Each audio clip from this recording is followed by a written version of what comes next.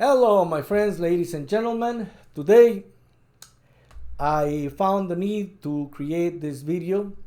I hope not to make it too long. Usually, I ramble too much. But lately, we have been talking about using our heads, right? Because our brain is that which differentiates us from animals of other species. Is the capacity to use our brain at a deeper level than other animals that makes us superior. So we're supposed to use it. So lately, and in this using it, we're going to talk about current events so that we can train our minds to analyze things that are happening.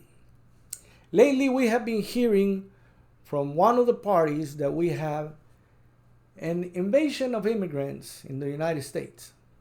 And it sounds like the end of the world. Lately, I heard there was a team of trailers going down to the border to defend our borders because, the world is ending. These immigrants, they are invading our country. Well, I went and I looked for some numbers from the government sites. And I found the USA has 387 million people. And those 387 million people, we have 15 million immigrants. Okay? Now, what is that? 15 million sounds like a lot. I mean, I can't imagine 15. Can you imagine 15 million? I think 15 million is more than we can fit in Florida. Wow, that's a lot, right? So where do we fit this other 387 million people we have? Well, we're across 52 states, right? In some states we have 7 million. In other states we have 10 million. In other states we have, 20 million. Different states have different numbers till we come up with this 387 million figure. Now, these 15 million immigrants are not all in one state. They're not all in one place either. Okay? So, I tried to create a picture for you by drawing here 10 rows of 10, which makes it 100. And these three that are missing here, they're up here. So that you can see how ridiculously overwhelming 97 is to 3. I cannot imagine any reality in which 3 would be able to invade 97. There is no way. That is the same picture that 15 million invading 387 million presents. It is ludicrous. It is delusional. 3% cannot control 97%. Okay? Unless you're talking about wealthy people. If you were to move into the United States, 3%, and they were all billionaires, then yeah, they could and they do control our government. We have 15 million, I don't know the numbers exactly, but I would imagine, because 3% of our wealth is concentrated up top. Not with the immigrants, not with the food stamps, no. Upstairs, where the rich people live, where you and I are not allowed to go. Those are the guys that control your government. Those are the true invaders. These people here, they come to work. They do the work that neither you nor I are capable or willing to do. I don't know if any of you have gone to pick citrus. That thing is inhuman. Okay, now, we have to understand one thing. When you go to the grocery store, you used to go and say, I can have a big grapefruit for $1. And you paid 7 cents. Now you go and it's that same grapefruit is $3 and you have to pay taxes. Instead of 7 cents, now you pay 21 cents because it's the same 7%. So 7% of $1 is 7 cents. 7% of $3 is 21 cents. Now, who gets that money? Do you get it? I don't get it. Does the farmer get it? No. You know who gets it? Come on, say it with me. Government. They're the ones that get that money. Now, where does that come from?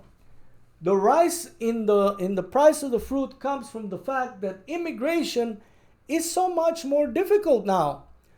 The labor is dimming. Where you used to have 100 laborers, now you have 50. So they have the right and the ability to say, hey, well, there's only one of me now, so I'm going to pick all your fruit, but I need some incentive. So the farmer has to pay this labor more money. He will just increase the prices. So now, immigration is not the only reason. Immigration is just one of the reasons why these prices keep going up. And my question is, who benefits? Who benefits? You don't, the farmer doesn't. The one that benefits from this is government. So it makes sense that one of the parties in government is so fixated into saying, oh, we got to close the border. We got to stop. Now, this is a two-handed play. Because on one hand, they claim they want to close the border, which if they actually close the border, would increase the price of these foods that we get from them a lot. I'm not going to say infinitely, but I'm going to say a lot. But they don't want that because that would create some inflation that they would then be responsible for. So they claim they want to close the border, but they don't. And the proof is, this week they had a bill to give enough resources to CBP to essentially limit the number of immigrants that was able to come over. And no, that's not good enough. We can't sign that bill. What? You can't do anything about it? Like, you are government, why can't you do anything about it? Because they're not willing, because if they do, they'll be in trouble. Because prices might drop or prices might change. They might not get enough money. You know, there's a lot of economic effects or consequences to limiting immigration. Now, economy being one problem that has many ramifications. I'm not going to go into it because it will really make for a very long video. And though I like to ramble, I think I would even get bored after that. But the other problem that we have in that is there's a lot of Hispanics who think they're white because they have their skin like mine or a little bit lighter, and they think, well, I am descendant of the French. I am descendant of the Spaniards. But what you don't understand is when this hatred for immigrants holds root in all the way into the government and the people allow it, your skin color doesn't really matter. As long as you sound, look, or possibly could be Hispanic, you qualify as what we used to call a wetback. Yeah, I know most of you might not even be familiar with that term, wetback. That's what Mexicans coming from Mexico back in the old days, we're talking about 1970s, 1960s, used to be called, because, hey, anybody coming from Mexico would have to cross by the Rio Grande, and crossing the Rio Grande, you could spot them because their backs would be wet. Not taking into account that because all the way from El Paso to San Diego is pretty desertic climate, and Hispanics are used to walking a lot, our bodies would be wet with sweat. And police and Border Patrol would use that as an excuse to stop any Hispanic is potentially a wetback.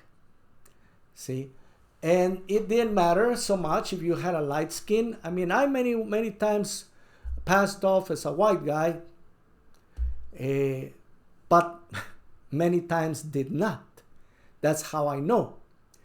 Because unless you are blue-eyed with blonde hair and have zero accent, you can be confused with an illegal immigrant. And you will be treated as such until the Border Patrol or the police officer are convinced that, well, he has papers.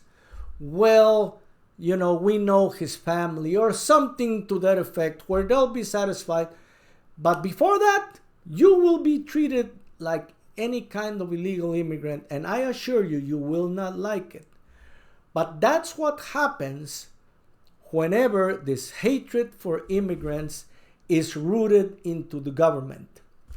So I advise for all, principally for these economic reasons. Number one, is mathematically impossible. Number two, is economically inconvenient.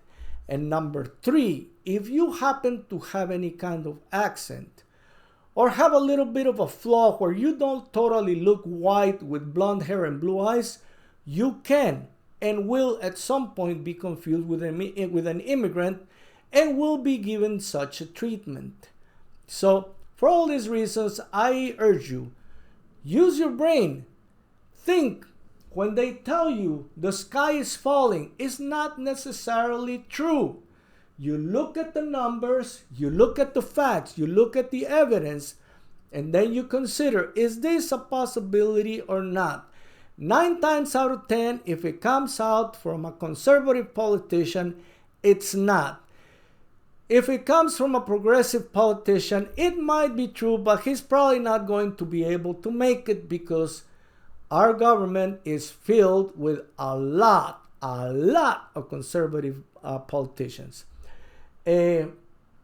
Reminds me this kind of thinking where they think that the immigrants are invading. When I was a kid, about 5-6 years old, I was playing with my brother, who was also about maybe a year older than me, and we used to play like this. These were guns, you know. Yes, we had plastic guns, but my parents did not like us to have actual guns because we've never really believed in guns. So I remember I had him and I had the drop on him, right? And my grandmother, or I think it was my grandmother, maybe my aunt, broke us up. And then I still pointed and I went, and he goes, but he shot me, or he's pointing at me. And my aunt or my grandma said something to the effect, but Efrain, the gun is not loaded. He cannot shoot you. And he goes, well, the devil could put a bullet in it. I mean, it's funny from a 5 or a 6 year old. People who are falling for this used car salesman plot are people who have graduated from elementary, middle school, high school. Some are even in college. And they still fall for this, oh, yeah, it could happen. No, it couldn't. Look at the numbers. Look at the reality. Look at what's happened. Look who's benefiting from it. And you will see how ludicrous this is. You know? One final example I have. In the 6th of January insurrection, we had about 2,000 rioters and about 200 officers. It was a 10%, not even a 3%, it was a 10% of trained men trying to control 2,000 they were unable, even though the 2000 were somewhat organized, not completely, they were somewhat organized, they were not able to control the rioters. So you need to explain to me, how is it that you believe that 3% can control the rest of us or invade? See, it's not even about control, because if it's about control, we're pointing in the wrong direction. If it's about control, 3% of the United States wealth is up at the top in clubs where they won't let me or you in. These clubs where they pay the salaries of Congress, well, not the salaries, we pay their salaries, but these people pay for their vacations. They pay for every luxury that government officers can have. That's the 3%, not the immigrants. They're the wealthiest people, and they're already here, and they do a lot. They do a lot, and they don't do it on the Democrats. They do it on the conservative, because remember, if I have the money and I have the power, why would I want things to change? I want them to stay the same, because if they flip the tortilla, the one that was in the top will end up at the bottom, and vice versa. But anyways, mathematically, an invasion of immigrants is a ludicrous idea. It cannot happen. Not at this point in time. If we had more of a percentage, I would say, or an organized, I'd say, okay, but I don't see any. And I have lived in the border for many, many years. I went recently, less than 2 years ago, and all of this is just a bunch of hogwash. A convoy just went a couple of months ago, and they ended up partying a couple of cities away from the border because they realized there's nothing. There's no invasion. But anyways, I wanted to use this opportunity to help you guys think. Use our logic to understand that not everything that a conservative news channel tells you is going, just because they're conservative, just because they think like you, doesn't mean that they won't lie. Remember, we used to believe that priests and preachers were holiest amongst the holiest, and guess what? A lot of pedophiles came amongst them, but we believed. We didn't question. We didn't look for evidence. And then when evidence was presented, we didn't believe it. So we have to be careful, my friends, especially in these times. We cannot afford to lose the United States. We have to use our minds. We have to consider the evidence when it's presented, even if we do not like it, even if it's not what we thought it would be. Once we're presented with new evidence, we have to think about it. We have to come inside ourselves and say, could I be wrong? Honestly. Anyways, guys, with this, I think I'm going to end it, and I will see you on the next one. Have a good time, and I'll see you later.